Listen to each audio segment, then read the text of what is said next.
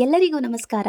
ನಾನು Kavya. Welcome to my channel Kavya's food paradise. ಇವತ್ತಿನ ವಿಡಿಯೋದಲ್ಲಿ ದೇಹಕ್ಕೆ ತಂಪು, ಆರೋಗ್ಯಕ್ಕೆ ಒಳ್ಳೆಯದಾದಂತಹ ಕಡಲೆಕಾಳಿನ ಸಾಂಬಾರನ್ನು ಸಿಂಪಲ್ ಆಗಿ ಹೇಗೆ ಮಾಡೋದು ಅಂತ ನೋಡ್ಕೊಳ್ಳೋಣ. ಅದಕ್ಕಿಂತ ಮುಂಚೆ ಯಾರೆಲ್ಲ ಇನ್ನೂ ನನ್ನ ಚಾನಲನ್ನು ಸಬ್ಸ್ಕ್ರೈಬ್ ಮಾಡ್ಕೊಂಡಿಲ್ವೋ ದಯವಿಟ್ಟು ಸಬ್ಸ್ಕ್ರೈಬ್ ಆಗಿ ಪಕ್ಕದಲ್ಲಿರುವ ಬೆಲ್ ಬಟನನ್ನು ಪ್ರೆಸ್ ಮಾಡಿ. ವಿಡಿಯೋ ಫುಲ್ ನೋಡಿ ಸಪೋರ್ಟ್ ಮಾಡಿ ಅಂತ ರಿಕ್ವೆಸ್ಟ್ ಮಾಡ್ಕೊಳ್ತಾ ಇದ್ದೀನಿ.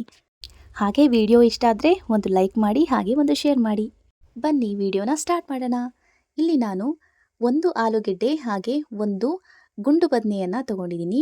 ಹಾಗೆ 1 ಕಪ್ ಆಗುವಷ್ಟು ಕಡಲೆಕಾಳನ್ನು ನೆನೆಸಿ ತೊಳೆದುಬಿಟ್ಟು ಇಟ್ಕೊಂಡಿದ್ದೀನಿ. ಮೂರನ್ನು ಒಟ್ಟಿಗೆ ಹಾಕಿ ಈ ರೀತಿಯಾಗಿ ಮಿಕ್ಸ್ ಮಾಡಿ ಇಟ್ಕೊಳ್ತಾ ಇದ್ದೀನಿ. ಮೊದಲೇ ನೋಡಿ, ಮತ್ತೆ ಇನ್ನೂ ಒಂದು ಸ್ವಲ್ಪ ನೀರನ್ನು ಹಾಕಿ ಹಾಗೆ ಇಟ್ಕೊಳ್ತಾ ಇದ್ದೀನಿ.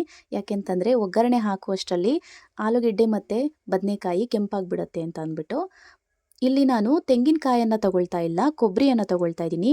ಒಂದು ಅರ್ಧ ಕಪ್ ಆಗುವಷ್ಟು ಕೊಬ್ಬರಿ ಇದೆ. ಇಲ್ಲಿ ಮಸಾಲೆ ರುಬ್ಬೋದಕ್ಕೆ 4 ಲವಂಗ, 2 ಇಂಚು ಚಕ್ಕೆ, ಹಾಗೆ 2 ಇಂಚಾಗುವಷ್ಟು ಶುಂಠಿ, ಒಂದು 10 ಎಸಳು ಬೆಳ್ಳುಳ್ಳಿ, 2 ಈರುಳ್ಳಿನ ಹೆಚ್ಚಿಟ್ಕೊಂಡಿದ್ದೀನಿ, 1 ಟೊಮೆಟೊವನ್ನು ತೆಗೆದುಕೊಂಡಿದ್ದೀನಿ.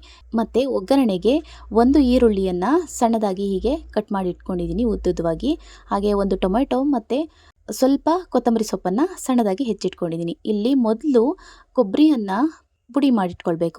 ಇದ್ರ ಜೊತೆಗೆ ಲವಂಗ, ಚಕ್ಕೆ ಹಾಗೆ 1 ಸ್ಪೂನ್ ಆಗುವಷ್ಟು ಕಡಲೆಯನ್ನು ಹಾಕ್ಕೊಂಡು ತರ್ತರಿಯಾಗಿ ಪುಡಿ ಮಾಡಿಟ್ಕೊಳ್ಬೇಕು. ಯಾಕೆಂತಂದರೆ ತೆಂಗಿನಕಾಯಿ ಆದರೆ ನಾವು ತುರಿದುಕೊಂಡು ಇಟ್ಕೊಂಡಿರ್ತೀವಲ್ವ, ಅದು ಪೀಸ್ ಆಗಿ ಬರೋದಿಲ್ಲ.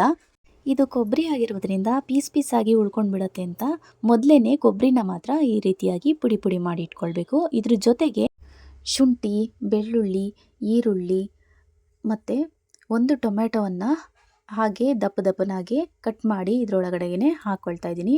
ಇದ್ರ ಜೊತೆಗೆ 1 ಟೇಬಲ್ ಸ್ಪೂನ್ ಆಗುವಷ್ಟು ಅಚ್ಚಕಾರದ ಪುಡಿಯನ್ನು ತೊಗೊಂಡಿದ್ದೀನಿ. ಇಲ್ಲಿ ಸಾಂಬಾರು ಪುಡಿನ ನಾನು ಹಾಕ್ಕೊಳ್ತಾ ಇಲ್ಲ. ಹಾಗೆ 1.5 ಟೇಬಲ್ ಸ್ಪೂನ್ ಆಗುವಷ್ಟು ಧನಿಯಾ ಪುಡಿಯನ್ನು ಹಾಕ್ಕೊಳ್ತಾ ಇದ್ದೀನಿ. ಇದಕ್ಕೆ ಅಗತ್ಯ ಇರೋಷ್ಟು ಮಾತ್ರನೇ ನೀರು ಹಾಕ್ಕೊಂಡು ಚೆನ್ನಾಗಿ ನುಣ್ಣಗೆ ಇದನ್ನು ಪೇಸ್ಟ್ ಮಾಡ್ಕೊಳ್ಬೇಕು. ಈ ರೀತಿಯಾಗಿ ಚೆನ್ನಾಗಿ ಅದನ್ನು ರುಬ್ಕೊಂಡು ಬರಬೇಕಾಗತ್ತೆ. ನೋಡಿ, ಈ ರೀತಿಯಾಗಿ ಚೆನ್ನಾಗಿ ರುಬ್ಬಿದ್ರೆ ಸಾಂಬಾರು ಕೂಡ ಟೇಸ್ಟ್ ಅಷ್ಟೇ ಚೆನ್ನಾಗಿ ಬರುತ್ತೆ. ಇಲ್ಲಿ ಒಂದು ಕುಕ್ಕರ್ಗೆ 2ರಿಂದ 3 ಟೇಬಲ್ ಸ್ಪೂನ್ ಆಗುವಷ್ಟು ಎಣ್ಣೆನ ಹಾಕ್ಕೊಂಡಿದ್ದೀನಿ. ಸಣ್ಣದಾಗಿ ಹೆಚ್ಚಿರುವಂತಹ ಈರುಳ್ಳಿನ ಹಾಕ್ಕೊಂಡು ಚೆನ್ನಾಗಿ ಇದನ್ನು ಬಾಡಿಸ್ಕೊಳ್ಬೇಕು. ಮೊದಲಿಗೆ ಇದು ಚೆನ್ನಾಗಿ ಈರುಳ್ಳಿ ಎಣ್ಣೆಯಲ್ಲಿ ಫ್ರೈ ಆದಮೇಲೆ ನಾವು ಕಡಲೆಕಾಳು ಮತ್ತು ಬದನೆಕಾಯಿ, ಆಲೂಗೆಡ್ಡೆಯನ್ನು ಹೆಚ್ಚಿಟ್ಕೊಂಡಿದ್ವಿ ಅಲ್ವಾ, ಅದನ್ನು ಕೂಡ ಹಾಕ್ಕೊಂಡು ಚೆನ್ನಾಗಿ ಇದನ್ನು ಎಣ್ಣೆಯಲ್ಲಿ ಫ್ರೈ ಮಾಡ್ಕೊಳ್ಬೇಕು. ಎಣ್ಣೆಯಲ್ಲಿ ಫ್ರೈ ಮಾಡೋದ್ರಿಂದ ಹಸಿ ಸ್ಮೆಲ್ ಹೋಗುತ್ತೆ, ಹಾಗೆ ಟೇಸ್ಟ್ ಕೂಡ ತುಂಬ ಚೆನ್ನಾಗಿ ಬರುತ್ತೆ ಅಂತ. ನೋಡಿ, ಈ ರೀತಿಯಾಗಿ ಕಡಲೆಕಾಳು, ಬದನೆಕಾಯಿ, ಆಲೂಗೆಡ್ಡೆ ಚೆನ್ನಾಗಿ ಫ್ರೈ ಆದಮೇಲೆ ಎಣ್ಣೆಯಲ್ಲಿ ನಾವು ರುಬ್ಬಿಟ್ಕೊಂಡಿರುವಂತಹ ಮಸಾಲೆಯನ್ನು ಇದಕ್ಕೆ ಹಾಕ್ಕೊಳ್ತಾ ಇದ್ದೀನಿ. ಇದನ್ನು ಹಾಕ್ಕೊಂಡು ಮತ್ತೆ ಇದನ್ನು ಎಣ್ಣೆನಲ್ಲೇ ಒಂದು 2 ನಿಮಿಷ ಇದನ್ನು ಹಾಗೇ ಫ್ರೈ ಮಾಡ್ಕೊಳ್ಬೇಕು. ಇದು ಎಣ್ಣೆ ಬಿಡುವವರೆಗೂ ಫ್ರೈ ಮಾಡಿಕೊಂಡ್ರೆ ಸಾಕಾಗುತ್ತೆ. ನೋಡಿ, ಇವಾಗ ಎಣ್ಣೆ ಬಿಟ್ಕೊಂಡು ಬಂದಿದೆ. ಈಗ ಇದಕ್ಕೆ ನಾವು ಮಿಕ್ಸಿ ಜಾರ್ಗೆ ಸ್ವಲ್ಪ ನೀರನ್ನು ಹಾಕ್ಕೊಂಡು ಇದಕ್ಕೆ ಹಾಕ್ಕೊಳ್ತಾ ಇದ್ದೀನಿ ಫಸ್ಟ್ಗೆ. ಇದಾದಮೇಲೆ ಸಾಂಬಾರು ಯಾವ ಕನ್ಸಿಸ್ಟೆನ್ಸಿಗೆ ಬೇಕು ನಿಮಗೆ ಆ ರೀತಿಯಾಗಿ ನೀರನ್ನು ಹಾಕ್ಕೊಳ್ಬೇಕು. ನೋಡಿ, ಇಷ್ಟು ನೀರನ್ನು ಹಾಕ್ಕೊಂಡಿದ್ದೀನಿ. ಇದಕ್ಕೆ ಇನ್ನೂ ಸ್ವಲ್ಪ ನೀರು ಬೇಕು ಅಂತ ಅನ್ನಿಸ್ತಾ ಇದೆ. ಯಾಕೆಂತಂದರೆ ಕಡಲೆ ಹಾಕಿರೋದ್ರಿಂದ ನಾವು ಅದು ಸ್ವಲ್ಪ ಗಟ್ಟಿ ಆಗುತ್ತೆ, ಅಂದರೆ ಥಿಕ್ನೆಸ್ ಬರುತ್ತೆ ಸಾಂಬಾರು. ಹಾಗಾಗಿ ಮೊದಲೇ ಕುಕ್ಕರ್ ಮುಚ್ಚಳ ಮುಚ್ಚೋದ್ರಿಂದ ನಾವು ಮೊದಲೇ ಸ್ವಲ್ಪ ನೀರನ್ನು ಎಕ್ಸ್ಟ್ರಾನೇ ಹಾಕ್ಕೊಳ್ತಾ ಇದ್ದೀನಿ.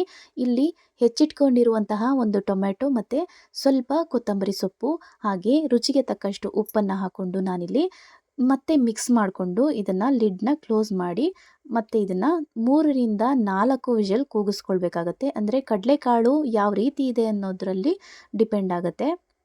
ಈ ಕಡಲೆಕಾಳಿನ ಬೆನಿಫಿಟ್ಸ್ನ ನೋಡೋದಾದರೆ ಹೆಚ್ಚಿನ ಫೈಬರ್, ವಿಟಮಿನ್, ಖನಿಜಾಂಶಗಳನ್ನು ಹೊಂದಿದೆ. ಇದರಲ್ಲಿರುವ ಫೈಬರ್ನಿಂದ ಕೊಲೆಸ್ಟ್ರಾಲ್ ಮಟ್ಟವನ್ನು ಕಡಿಮೆ ಮಾಡಲು ಸಹಾಯಕ ಆಗಿದೆ. ಇತ್ತೀಚೆಗೆ ಡಯಟ್ ಫುಡ್ನಲ್ಲಿ ಕೂಡ ಆ್ಯಡ್ ಮಾಡಿರೋದನ್ನು ನೀವು ನೋಡಿರಬಹುದು. ಡೈಜೆಷನ್ಗೆ ಒಳ್ಳೆಯದು. ಹಾಗೆ ವಿಟಮಿನ್ B6, ಫೋಲಿಕ್ ಆಮ್ಲ ಇರೋದ್ರಿಂದ ರಕ್ತದೊತ್ತಡ ನಿಯಂತ್ರಣ ಆಗುತ್ತೆ. ವಿಟಮಿನ್ C ಇರೋದ್ರಿಂದ ಚರ್ಮದ ಆರೋಗ್ಯಕ್ಕೆ ತುಂಬಾ ಒಳ್ಳೆಯದು. ಮತ್ತು ಹೃದಯದ ಆರೋಗ್ಯಕ್ಕೆ ಇದು ತುಂಬಾ ಒಳ್ಳೆಯದು. ಖಾಲಿ ಹೊಟ್ಟೆಗೆ ಬೆಳಿಗ್ಗೆ 2ರಿಂದ 3 ಸ್ಪೂನು ಬೇಯಿಸಿದಂತಹ ಕಡಲೆಕಾಳನ್ನು ತಿಂದು ನೋಡಿ. ಡೈಜೆಷನ್ಗೆ ಒಳ್ಳೆಯದು, ಆರೋಗ್ಯಕ್ಕೆ ಒಳ್ಳೆಯದು ಅಂತ ಹೇಳ್ಬೋದು. ನೋಡಿ, ಇಲ್ಲಿ ನಾನು ಅನ್ನನ ಮೊದಲೇ ಸರ್ವ್ ಮಾಡಿ ಇಟ್ಕೊಂಡಿದ್ದೆ, ಅದಕ್ಕೆ ಸಾಂಬಾರನ್ನ ಹಾಕ್ಕೊಂಡೆ. ಇದನ್ನು ಕಾಂಬಿನೇಷನ್ ಅಂತಂದರೆ ತುಪ್ಪ ಹಾಕ್ಕೊಂಡು ತಿನ್ಬೋದು.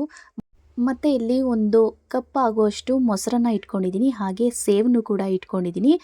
ಈ ಸಾಂಬಾರು ಮಾಡಿದಾಗಲೆಲ್ಲ ನನಗೆ ನನ್ನ ಚೈಲ್ಡ್‌ಹುಡ್ ನೆನಪಾಗತ್ತೆ. ಯಾಕಂತಂದರೆ ನಮ್ಮಮ್ಮ ಮಾಡ್ತಾಯಿದ್ರು. ಆದರೆ ಈ ರೀತಿ ಮಾಡ್ದು ಕೊಟ್ಟಾಗ ನನಗೆ ತುಪ್ಪ ಎಲ್ಲ ಹಾಕ್ಕೊಂಡು ತಿಂತಾ ಇರಲಿಲ್ಲ. ಈ ಕಡಲೆಕಾಳು ಸಾಂಬಾರಿಗೆ ಸ್ವಲ್ಪ ಮೊಸರನ್ನ ಹಾಕ್ಕೊಂಡು ತಿಂತಾ ಇದ್ದೆ. ಅಂದರೆ ಸಾಂಬಾರು, ಮೊಸರು ಮತ್ತು ಅನ್ನ ಇಷ್ಟನ್ನು ಮಿಕ್ಸ್ ಮಾಡಿಕೊಂಡು ತಿಂತಾ ಇದ್ದೆ. ತುಂಬಾ ರುಚಿಯಾಗಿರ್ತಿತ್ತು. ನೀವು ಈ ರೀತಿ ಟ್ರೈ ಮಾಡಿ ನೋಡಿ, ತುಂಬಾ ರುಚಿಯಾಗಿರುತ್ತೆ ಕೂಡ.